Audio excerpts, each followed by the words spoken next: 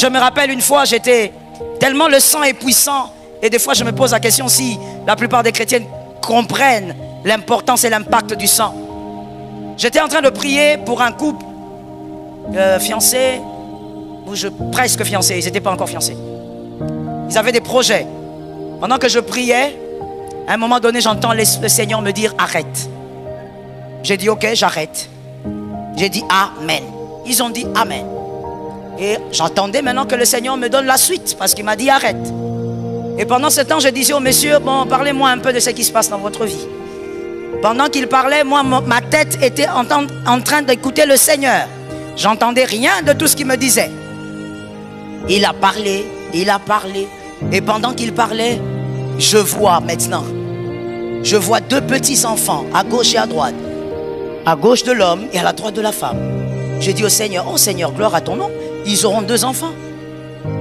Le Seigneur me dit non. Ils n'auront pas 2 enfants. Ils ont tué 2 enfants.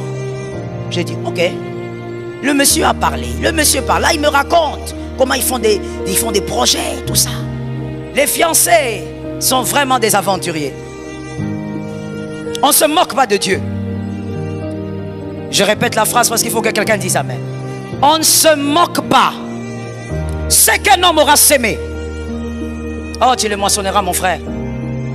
Avant le ciel et l'enfer, tu vas moissonner. Quand il a fini de parler, je lui ai dit, monsieur, je vois 2 enfants. Mais ces 2 enfants ont le crâne fracassé. Je vois le sang. Dieu ne veut pas que je prie pour vous. Il ne veut même pas que je m'occupe de vous. C'est-à-dire vous donner des conseils jusqu'au mariage. Qu'est-ce que vous avez fait? Vous avez fait couler le sang. Maintenant, regardez le monsieur. Il était prêt à secouer la tête. Et heureusement pour lui, il avait une femme intelligente. C'est le genre de femme qu'il faut avoir. Ce ne sont pas les femmes menteuses, voleuses. Elle ment comme elle respire. Généralement, dans des cas comme ça, c'est la femme qui ment. Vous allez voir la femme en train de dire, on ne connaît pas. Vous ne savez rien. Non. Vous ne vous souvenez? Non. Que Dieu te délivre d'une telle femme. La femme a arrêté son fiancé, qui n'était même pas encore son fiancé. Il dit, attends, calme-toi. Il dit, pasteur, il faut qu'on vous le dise. On a fait 2 avortements. Mais le 2e, le bébé avait déjà grandi. J'ai dit, voilà, les enfants là sont en train de vous suivre partout.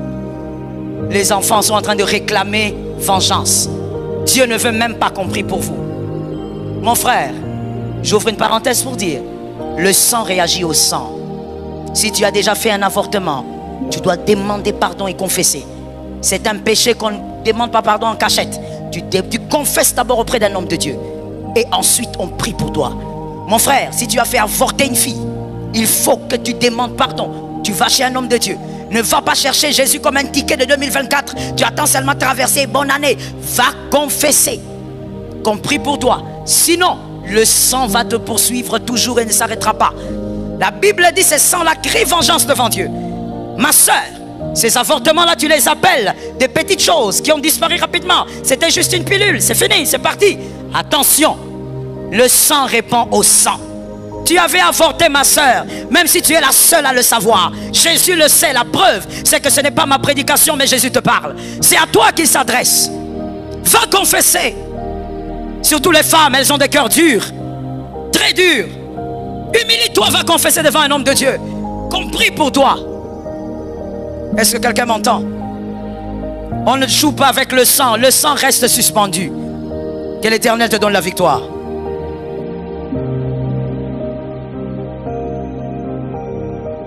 Il est important que tu comprennes et que tu maîtrises certaines vérités dans la vie. Lorsque tu ne les maîtrises pas, mon frère, il y a un problème qui arrivera dans ta vie que tu ne sauras pas résoudre. Je crois que la sagesse est ta sœur ce matin. Que la sagesse soit ta sœur pendant que tu entends la parole. Genèse 37, 31, Genèse 39, 13, Genèse 41, 14. Ces 2 versets, ces 3 versets, et même ces 3 chapitres, nous parlent des tuniques de Joseph. Les 3 types de tuniques de Joseph. Joseph a abandonné plus de 3 tuniques, mais on va parler de ces 3. Et si je n'arrive pas à parler de tous les trois, par la grâce de Dieu, nous allons continuer le dernier dimanche. La première tunique de Genèse 37-31, c'est cette fameuse tunique qu'on avait arrachée à Joseph par ses frères. Quelqu'un m'a dit la méchanceté. On a arraché cette tunique parce qu'il y avait trop de jalousie, trop de haine et beaucoup trop d'aigreur dans le cœur. Ils ont vendu leur petit frère. La méchanceté. Genèse 39-13, c'est la tunique que je vais appeler ici la tunique de paix. Joseph abandonne sa tunique parce qu'il ne voulait pas coucher avec la femme de Potiphar. Il ne voulait ni trahir son Dieu, il voulait aussi ne pas trahir Potiphar. Joseph est un homme tellement loyal qu'il accepte d'aller en prison pour quelque chose qu'il ne connaît pas. Parce qu'il veut rester loyal à un homme qui lui a fait du bien. Et cet homme, c'était Potiphar. Genèse 41-14, c'est la tunique de positionnement. On sort le monsieur de la prison, on lui enlève la tunique de prisonnier. Pourquoi? Parce que ce jour-là, tout allait changer. Quelqu'un me dit, tout allait changer. Merci de me le dire. Tout allait changer. Il allait devenir le premier ministre de l'Égypte. Et donc, la tunique de la prison était restée. Les trois tuniques. Je voudrais vous ramener vers quelque chose.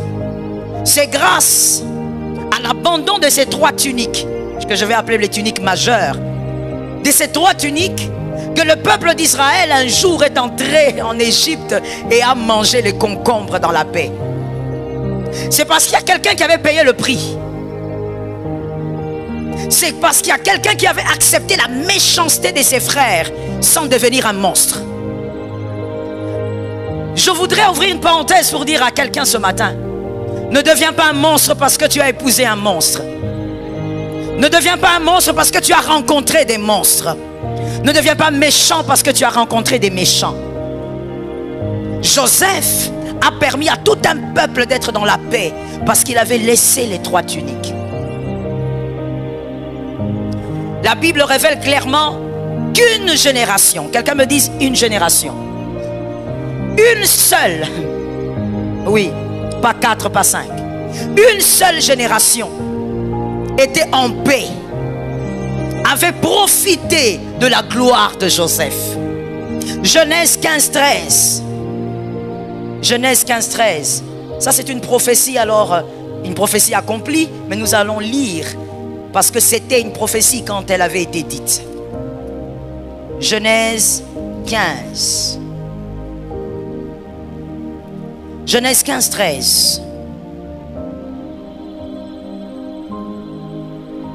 L'Éternel dit à Abraham: sache que tes descendants seront étrangers dans un pays qui ne sera pas à eux.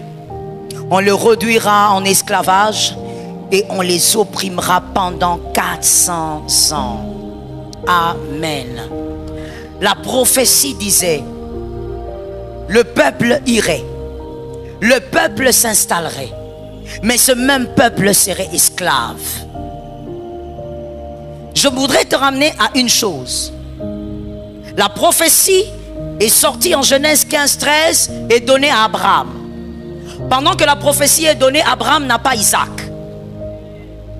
Alright? Abraham n'a pas Isaac, c'est-à-dire qu'on lui parle des choses vraiment très lointaines. La prophétie est donnée sur sa descendance alors que lui n'a pas encore un seul enfant. Lorsque la prophétie est donnée parce que quelque chose allait entrer en jeu. Qu'est-ce qui allait entrer en jeu? Le comportement de fils de Jacob. La prophétie de Genèse 15-13 est attachée à un comportement. Et ce comportement, c'est la méchanceté des frères de Jacob. Dieu ici donc en Genèse 15-13, et je voudrais attirer l'attention de quelqu'un. Il donne une prophétie. Il parle d'un avenir, mais il ne parle pas de sa volonté. Il y a une différence. Je n'ai pas le temps ici, mais je vais quand même ouvrir cette brèche. Il y a une différence entre recevoir la prophétie et recevoir la prophétie volonté de Dieu. Car la prophétie est simplement le fait de te révéler ce qui va arriver. Dieu peut te révéler ce qui va arriver sans être d'accord avec ce qui va t'arriver. C'est là où plusieurs branchent. Dieu peut te révéler l'avenir. Il peut te révéler ce qui va arriver ce soir sans qu'il ne soit d'accord avec ce qui va arriver ce soir. Il ne faut pas t'arrêter à dire c'est Dieu qui m'avait dit. Dieu peut te dire sans qu'il ne soit d'accord. La prophétie ne veut pas dire Dieu est d'accord.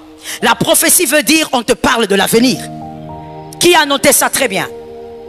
La prophétie veut dire parler de l'avenir. Mais Dieu peut parler sans être d'accord. Dieu a parlé à Abraham. Il lui a dit ta descendance sera captive. Mais la descendance a été captive parce que Joseph avait été vendu avec beaucoup de méchanceté. La chose arrivera. Mais comment elle arrivera? Ça dépend maintenant de toi. Est-ce que quelqu'un m'entend? Le comportement des frères de Joseph, la méchanceté. Lorsqu'ils ont agi, cette méchanceté a rencontré une réalité. Que quelqu'un me dise une réalité. Cette méchanceté est entrée en collision avec une réalité. La méchanceté des frères de Joseph est entrée en collision avec Romains 8, 28. Romains 8, 28. Lorsque quelque chose se fait dans la vie d'un enfant de Dieu, Romains 8, 28 intervient. Même ce qui se fera ce soir dans ta vie, je prie que Romains 8, 28 intervienne. Je suis d'accord avec celui qui est d'accord. Il est écrit dans ma version, Romains 8, 28, du reste, nous savons que tout contribue au bien de ceux qui aiment. Tout contribue. Les frères de Joseph ont mal agi. Mais ce verset est venu en collision. Ce verset est venu rencontrer une autre réalité. Lorsqu'une réalité te rencontrera cette année, que ce verset te rencontre. En anglais, j'aime la version anglaise. Elle dit ceci. And we know that God causes everything to work together. To work together. Tout ce que nous faisons, tout ce qu'on fait sur toi, works together. Dieu s'organise pour que ça travaille ensemble. Lorsque Dieu est avec toi, tous tes adversaires travaillent ensemble pour toi. Lorsque Dieu est avec toi, tous les événements qu'on grille pour te faire chuter travaillent ensemble pour toi. Lorsque Dieu est avec toi, tout ce qu'on creuse comme trou commence à travailler ensemble pour se transformer en tremplin de ta victoire. Tout travaille ensemble. Ils ont vendu leurs frères. Romains 8, 28 est intervenu. Il est intervenu pour que la prophétie s'accomplisse. Que quelqu'un dise à son frère que Jésus t'aide à faire sa volonté. Genèse 45, 8. Genèse 45, 8. Monsieur Joseph comprend cette vérité. Monsieur Joseph dit, vous avez voulu me faire du mal, mais Dieu m'a fait du bien. Dieu a utilisé tout ça pour que vous ne puissiez pas souffrir. Cet homme était aussi un grand prophète. Il avait compris déjà à son époque qu'aucun homme ne peut arrêter les desseins de Dieu. Est-ce que quelqu'un m'entend? J'ai aimé cet amen, je fais un autre amen. Parce que tu vas comprendre ce qui va suivre si tu donnes un bon amen. Joseph avait compris qu'aucun homme, aucun esprit, aucun pouvoir ne peut empêcher ce que Dieu a déjà organisé. Ce que Dieu a organisé finira par arriver. Avec la gentillesse ou la méchanceté des hommes, ça finira par s'accomplir. Mais maintenant, écoutons-nous aussi. Dieu a envoyé Joseph, mais la procédure ne vient pas de lui. Dieu a envoyé Joseph en Égypte. Depuis quand? Quand est-ce que Dieu a envoyé Joseph en Égypte? Je n'ai même pas entendu. J'ai entendu ici quand même. Là-bas, je ne sais pas. Vous avez fait aussi la maternelle, hein? Répondez-moi. Quand est-ce que Dieu a envoyé Joseph en Égypte? Oh mon Dieu, c'est étranger. Vous voulez le faya? Quand est-ce que Dieu envoie Joseph en Égypte? Quand ça? Je n'entends pas très bien, mais je comprends le système de la maternelle. Quelqu'un parle et puis toi tu dis en dessous pour qu'on ne t'entende pas bien. Dieu a envoyé Joseph en Égypte depuis le sein de sa mère. Voilà pourquoi quand il a commencé à faire des rêves, il voyait l'Égypte. Il n'était pas là-bas, il n'était pas avec Jacob. Lui était en Égypte. Aller en Égypte est le plan de Dieu. Quelqu'un m'a dit le plan de Dieu. Parle-moi avec foi, dis-moi le plan de Dieu. Aller en Égypte, c'est... Mais la procédure, ça ne dépend pas de Dieu, c'est l'homme maintenant. J'explique encore autrement pour celui qui dort. Jacob a le bâton de commandement depuis les entrailles de sa mère.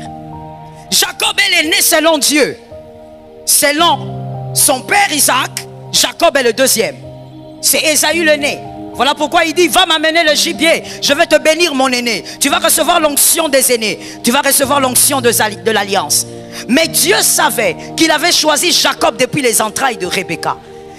Dieu choisit Jacob. Mais la procédure pour récupérer l'alliance, ça ne dépend pas de Dieu. Maintenant tu as compris le premier? Voilà. Non, c'est Dieu qui m'a dit. Oui, c'est Dieu qui t'a dit. Mais la procédure, ça c'est pas Dieu. Ça c'est toi. C'est toi qui viens de faire des conneries, c'est pas Dieu. Non, mais c'est Dieu qui m'a envoyé. Oui, on est d'accord. Mais la procédure n'est pas correcte. J'ai seulement envie de dire à quelqu'un, Dieu peut t'envoyer, Dieu peut te donner un message, Dieu peut décider. Mais la procédure, tu peux commettre des erreurs dans... Aide-moi à dire ça à 3 personnes. C'est pour t'aider à ne pas avoir des ennemis, hein. Allez surtout pas à l'église, ok? Quand il faut dire à 3 personnes, il faut dire. Non, mais vous savez, pasteur, c'est Dieu qui m'a dit. Dieu m'a dit, je suis tellement convaincu. Si je n'y vais pas, je veux mourir. Ok. C'est Dieu qui t'a dit, ok. Mais la procédure là, elle est mauvaise. Tu as manqué de sagesse. Tu as manqué de patience. Dieu peut te parler, mais tu dois avoir la sagesse de faire les choses bien. Est-ce que quelqu'un m'entend? Parce que voyez-vous, je vais vous dire une chose qui prouve ce que je dis. Dieu a envoyé Joseph en Égypte. Mais vous voyez, Dieu ne détruit pas la bénédiction. Or, sans Dieu, le cœur de Joseph serait détruit par les blessures. Qui a créé ces blessures? Ses frères. Mais est-ce que Dieu avait dit qu'il fallait seulement vendre? Non. Dieu n'a-t-il pas plusieurs moyens? Si. Rebecca, nous savons que tu avais vu le voyant. Et qu'on t'a dit que c'est Jacob l'aîné. Mais est-ce qu'il fallait mentir son père? Maintenant le mensonge a suivi toute la lignée de Jacob. Rebecca, qu'est-ce que tu as fait? Tu as raison Rebecca, mais tu as mal procédé. Je dis à quelqu'un cette année, même face à 1000 raisons, respecte la procédure. Fais les choses avec sagesse. Ce n'est pas au nom de Dieu que tu dois tout abîmer. Tu dois tout casser. Moi, personne ne me comprend. Moi, je suis un élu. Dieu m'a déjà parlé. Si tout le monde est contre moi, je suis avec Jésus. Tu as menti. Je répète encore, tu as menti. Dieu est un Dieu d'intelligence et de sagesse. Donne-moi 3 amens. Dieu est un Dieu d'intelligence et de sagesse. Ne tue pas tout le monde parce que Dieu t'a parlé. Tu auras besoin des hommes. Que Jésus nous fasse grâce. Dieu avait parlé, mais la procédure était tellement mauvaise que voici ce que ça a créé. Les 3 tuniques là. On dit, oh, le peuple d'Israël est entré en Égypte. Ils sont allés à Goshen, ils étaient privilégiés. Mais écoute-moi mon frère, la mauvaise procédure a créé les 3 tuniques. Les 3 tuniques ont créé ceci. Le peuple d'Israël en Égypte ont été en paix seulement pendant une seule génération. Une seule. Une seule génération. Et après cela, c'était le chaos. Après cela, il y a eu 400 ans d'esclavage. Dieu a dit 400, mais les années ont rajouté encore combien? Voilà, les lecteurs de la Bible. 430 ans. Mais la prophétie avait dit 400. Et là, ce n'est pas un prophète qui parlait là, Abraham. C'est Dieu lui-même qui a dit à Abraham 400. Les 30 là viennent d'où? Qui a ajouté les 30? La procédure. Une seule génération de joie. Mais 430 ans de larmes, de tumultes, de pleurs, de souffrances, de chaînes. Au nom de Jésus, il faut que tu fasses les choses autrement à partir de maintenant. Oui. Même si tu ne sais pas trop de quoi je parle, tu donnes seulement un amen, tu comprendras. Il faut vraiment que tu changes. J'ai envie de te dire, mon frère, à ton âge, vraiment, il faut que certaines choses changent.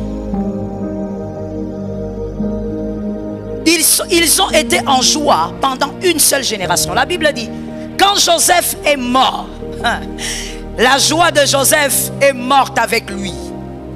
Leur paix, leur sourire est parti avec Joseph. Un autre pharaon s'est levé et il les a traumatisés pendant 430 ans. Que Jésus ait pitié de tes enfants. Ton amen est faible, tu n'as pas compris. Que Jésus ait pitié de tes enfants. Parce qu'il y a des choses que tu dois corriger maintenant, tout de suite. Joseph a célébré, Manassé a célébré, Ephraïm, mais la descendance.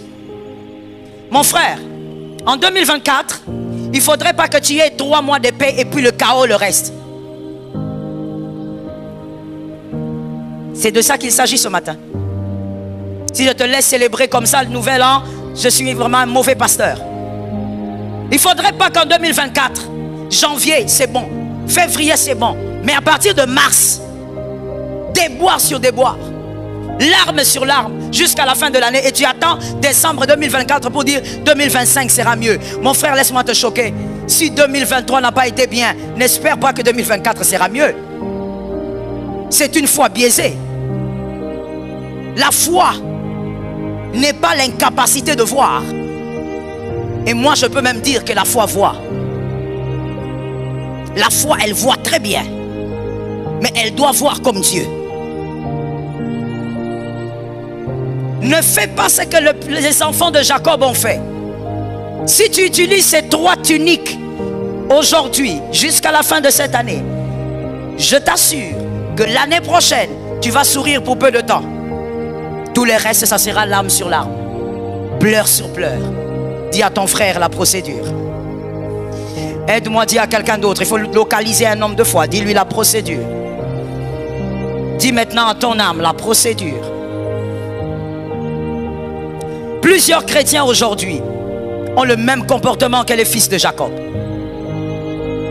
Ils utilisent la tunique pour arriver en Égypte. La tunique évidemment de Joseph.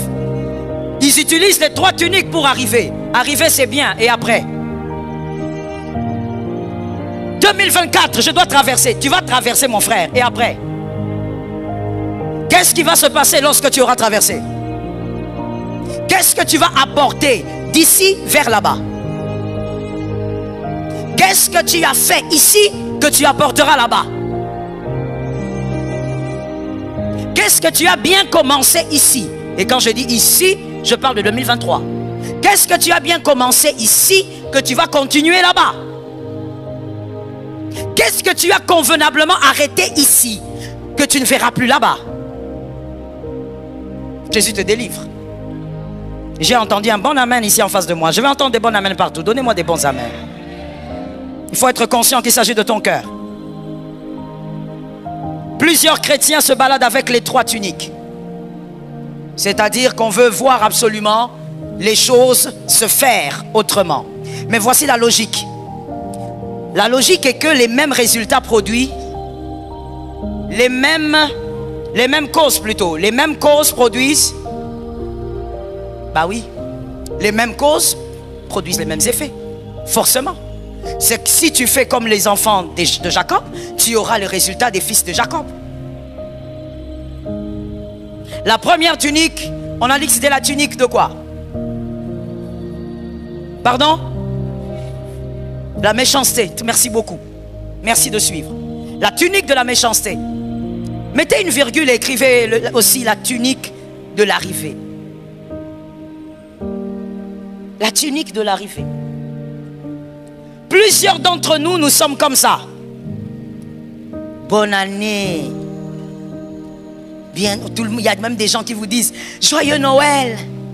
Même si on ne sait pas trop ce que ça veut dire. On utilise Jésus comme la tunique d'arrivée. À la fin de cette année, la majorité des chrétiens parlent de Dieu. Même ceux qui ne savent même plus comment prier tellement ça fait longtemps. Mais maintenant, là, si tu dis à quelqu'un, mon frère, ça va aller. Ah, Dieu est là. Parce qu'il considère que Dieu, Jésus est le ticket d'arrivée en 2024.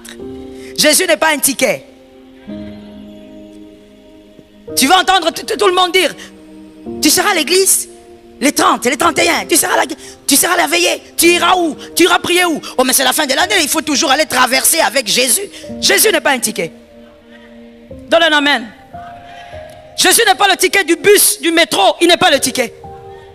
Lorsqu'on utilise Jésus comme un ticket, nous faire arriver en 2024, voilà pourquoi tous les chrétiens en ce moment, même si tu lui écris, comment tu vas? Jésus est fidèle.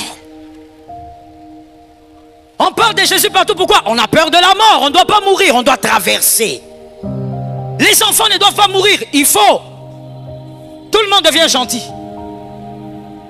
Tout le monde sourit. Jésus est le ticket qui va nous amener à traverser. Écoute, le ticket du bus, du métro, dès qu'on arrive, on l'abandonne. Il n'y a personne qui garde le ticket comme, je ne sais pas, archive ou quoi. Quand on arrive à destination, on fait quoi avec le ticket? On jette le ticket. Mais c'est le cas de la plupart des chrétiens. Et certains même, nombreux, je veux dire, sont ici. Tu as vu les ailes que tu as? Tu verras encore les ailes que tu auras à la fin de la semaine. Personne ne te cherchera. Tu monteras au-dessus de la tête du motard pour arriver à l'église. Tout ça pourquoi? C'est la fin de l'année. Il faut traverser avec Jésus. Il faut que Jésus m'amène là-bas. Non, Jésus est une vie, ce n'est pas un ticket. L'affaire de la croix n'est pas une affaire de ticket, c'est une affaire de vie. Est-ce que quelqu'un m'entend bien? Jésus n'a pas envie, n'a même pas besoin d'être le ticket de ta vie. Il veut être le guide de ta vie.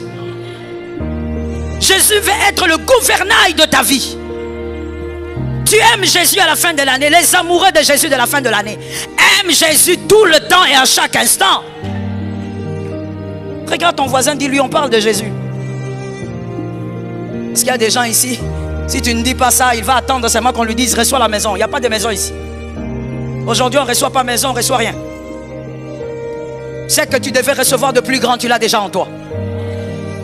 Jésus n'est pas un ticket qui va nous aider à traverser, à vivre 2024. Si tu iras en 2024, c'est parce qu'il te fait grâce. Ce n'est pas parce que tu pries, tu jeûnes, il te fait grâce. Que la main de Dieu tombe sur ta maison. Que la main de Dieu t'aide à comprendre les choses que l'Éternel veut que tu comprennes. Jésus n'est pas un ticket. Ils ont mal manipulé le sang.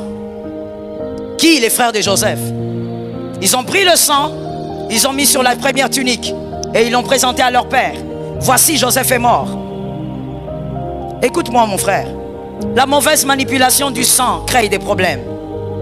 Le sang répond au sang. L'affaire de la croix est une affaire de sang. Si c'est une affaire de sang, c'est que c'est une affaire d'âme. Jésus est mort pour t'avoir toute sa vie. Il est mort pour que tu sois sa vie et qu'il soit ta vie. Jésus est mort pour que ça soit un mariage. Un mariage, oh praise the Lord, un mariage qui ne subira pas de divorce. C'est pourquoi Jésus est mort. Jésus n'est pas mort pour te servir de ticket de bonne année. Je me rappelle une fois, j'étais tellement le sang est puissant et des fois je me pose la question si la plupart des chrétiens comprennent l'importance et l'impact du sang. J'étais en train de prier pour un couple fiancé. presque fiancés, ils n'étaient pas encore fiancés. Ils avaient des projets. Pendant que je priais, à un moment donné, j'entends le Seigneur me dire arrête. J'ai dit ok, j'arrête. J'ai dit amen. Ils ont dit amen. Et j'attendais maintenant que le Seigneur me donne la suite parce qu'il m'a dit arrête. Et pendant ce temps, je disais au monsieur, bon, parlez-moi un peu de ce qui se passe dans votre vie. Pendant qu'il parlait, moi, ma tête était en train d'écouter le Seigneur. J'entendais rien de tout ce qu'il me disait. Il a parlé, il a parlé. Et pendant qu'il parlait, je vois maintenant. Je vois deux petits enfants à gauche et à droite. À gauche de l'homme et à la droite de la femme. Je dis au Seigneur, oh Seigneur, gloire à ton nom. Ils auront 2 enfants. Le Seigneur me dit non. Ils n'auront pas 2 enfants. Ils ont tué 2 enfants. J'ai dit ok. Le monsieur a parlé. Le monsieur parle. Là, il me raconte comment ils font des projets, tout ça. Les fiancés sont vraiment des aventuriers. On ne se moque pas de Dieu. Je répète la phrase parce qu'il faut que quelqu'un dise amen. On ne se moque pas. Ce qu'un homme aura sémé. Oh, tu le moissonneras, mon frère. Avant le ciel et l'enfer, tu vas moissonner. Quand il a fini de parler, je lui ai dit, monsieur, je vois 2 enfants. Mais ces 2 enfants ont le crâne fracassé. Je vois le sang. Dieu ne veut pas que je prie pour vous. Il ne veut même pas que je m'occupe de vous. C'est-à-dire vous donner des conseils jusqu'au mariage. Qu'est-ce que vous avez fait? Vous avez fait couler le sang. Maintenant, regardez le monsieur. Il était prêt à secouer la tête. Et heureusement pour lui, il avait une femme intelligente. C'est le genre de femme qu'il faut avoir. Ce ne sont pas les femmes menteuses, voleuses. Elle ment comme elle respire. Généralement, dans des cas comme ça, c'est la femme qui ment. Vous allez voir la femme en train de dire, on ne connaît pas. Vous ne savez rien? Non. Vous ne vous souvenez? Non. Que Dieu te délivre d'une telle femme. La femme a arrêté son fiancé, qui n'était même pas encore son fiancé, et dit, attends, calme-toi. Il dit, pasteur, il faut qu'on vous le dise. On a fait 2 avortements. Mais le 2e, le bébé avait déjà grandi. J'ai dit, voilà, les enfants là sont en train de vous suivre partout. Les enfants sont en train de réclamer vengeance. Dieu ne veut même pas qu'on prie pour vous. Mon frère, j'ouvre une parenthèse pour dire, le sang réagit au sang. Si tu as déjà fait un avortement, tu dois demander pardon et confesser. C'est un péché qu'on ne demande pas pardon en cachette. Tu confesses d'abord auprès d'un homme de Dieu. Et ensuite, on prie pour toi. Mon frère, si tu as fait avorter une fille, il faut que tu demandes pardon. Tu vas chez un homme de Dieu. Ne va pas chercher Jésus comme un ticket de 2024. Tu attends seulement traverser. Bonne année. Va confesser. Qu'on prie pour toi. Sinon, le sang va te poursuivre toujours et ne s'arrêtera pas. La Bible dit, ce sang-là crie vengeance devant Dieu. Ma soeur, ces avortements-là, tu les appelles des petites choses qui ont disparu rapidement. C'était juste une pilule. C'est fini, c'est parti. Attention, le sang répond au sang. Tu avais avorté, ma soeur, même si tu es la seule à le savoir. Jésus le sait, la preuve, c'est que ce n'est pas ma prédication, mais Jésus te parle. C'est à toi qu'il s'adresse. Va confesser. Surtout les femmes, elles ont des cœurs durs, très durs. Humilie-toi, va confesser devant un homme de Dieu. Qu'on prie pour toi. Est-ce que quelqu'un m'entend? On ne joue pas avec le sang reste suspendu. Que l'Éternel te donne la victoire. 2 Timothée 3:2. 2 Timothée 3:2, l'apôtre Paul dit, dans les derniers jours, les hommes seront fanfarons, égoïstes, amis de l'argent, méchants. L'apôtre Paul décrit ce que nous sommes en train de vivre aujourd'hui. À son époque, une lointaine prophétie. Aujourd'hui, nous vivons. Les gens sont devenus tellement égoïstes, même égoïstes envers Dieu. Une génération de profiteurs. Tout le monde veut profiter de tout le monde. Voilà pourquoi il y a des langages sorcellériques, diaboliques.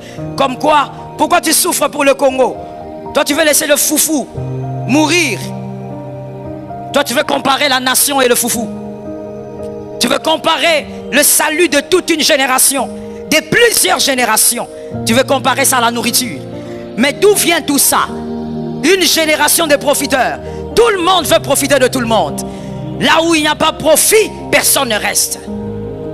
Que Jésus nous délivre. Maintenant, tu vas m'aider à localiser 3 personnes, dis-leur. Il s'agit de nous maintenant. Maintenant, on parle de nous là. Je veux vous voir localiser. Maintenant, c'est la bonne prédication qui a commencé. Oui, maintenant, c'est la bonne prédication. Une génération de profiteurs.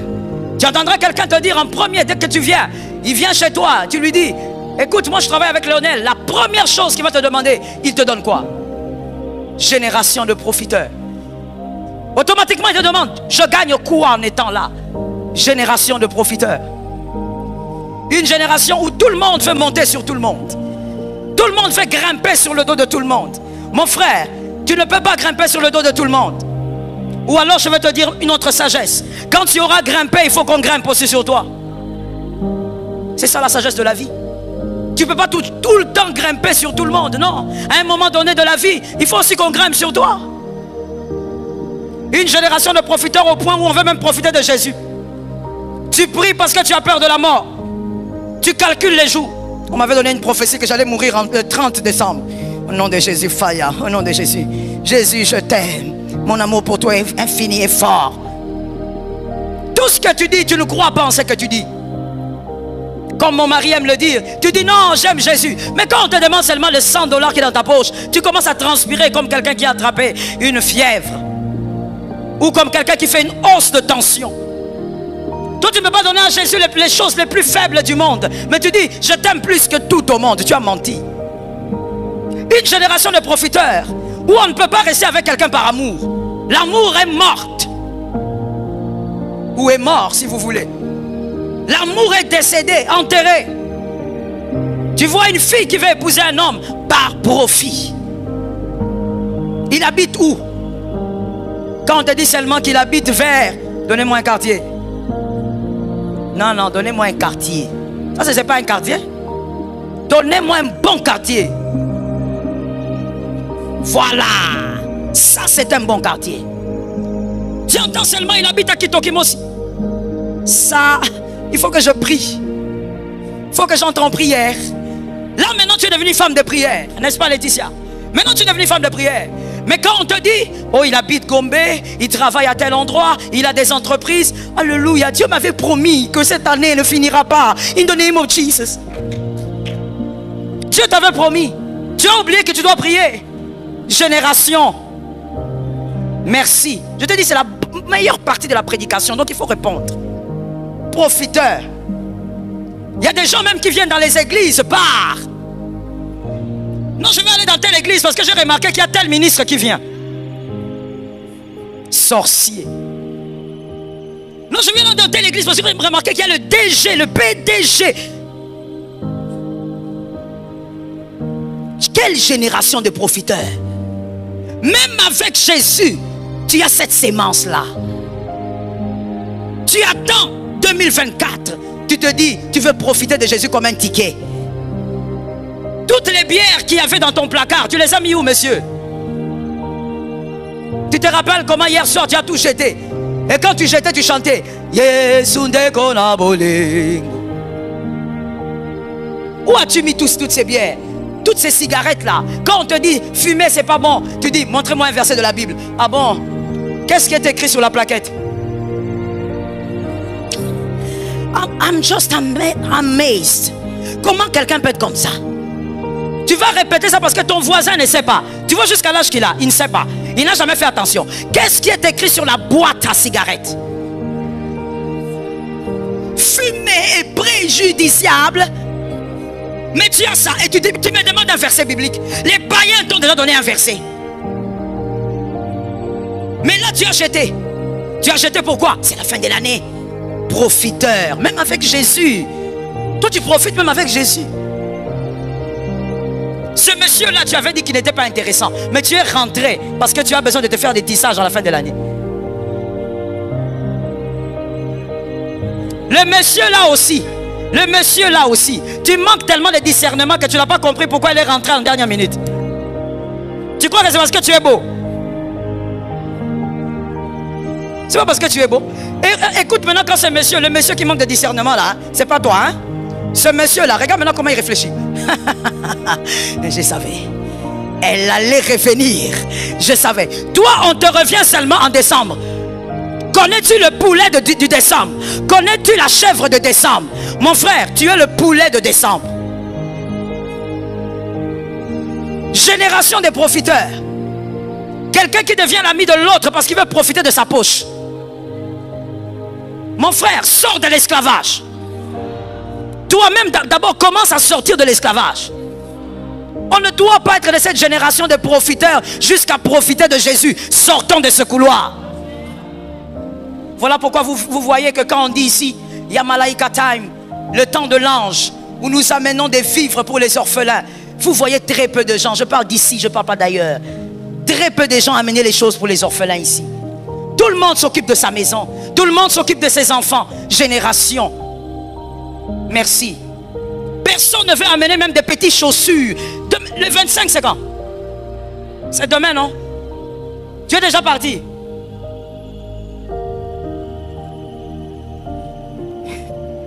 Je vais répéter la question, mon fils, il n'a pas compris. Je posais la question, madame. Tu es déjà parti? Déjà, hein? Déjà. Donc, comme tu es là, tu as plusieurs odeurs sur ton corps, car tu étais au grand marché. Tu t'es frotté aux humains. Tout ça pourquoi? La fête. Tes enfants ont de quoi manger demain. Est-ce que tu as pensé à l'orphelin du camp Tchatch? Nous, quand nous amenons les choses à l'orphelinat, nous allons au camp Tchatch, parce que c'est à côté. Et moi, j'aime beaucoup aider les orphelins militaires, les veuves militaires. Maintenant, dites-moi, toi, tes enfants ont des chaussures pour demain. L'orphelin, il a quoi? Tu as pensé à l'orphelin aussi? En sortant d'ici, quand je dirai Amen, recevez la bénédiction. Il y a même des gens qui seront déjà en train d'avoir un pas dehors. Parce que tu veux partir, parce que tu veux vivre ta fête. Mais est-ce que tu as pensé à la veuve? Ta maman a un pagne, mais il y a cette veuve militaire qui n'a rien. Mais nous sommes tellement dans une génération de profiteurs que tout ce qui t'importe, c'est ta maison. Tu regardes ta maison, tu dis, j'ai la provision, donc ça suffit. Tu regardes ta garde-robe, non, mes enfants, ça suffit. Non, mon frère, ça ne suffit pas. J'ai entendu 2 amens. Donne-moi 3 amens que le ciel s'ouvre.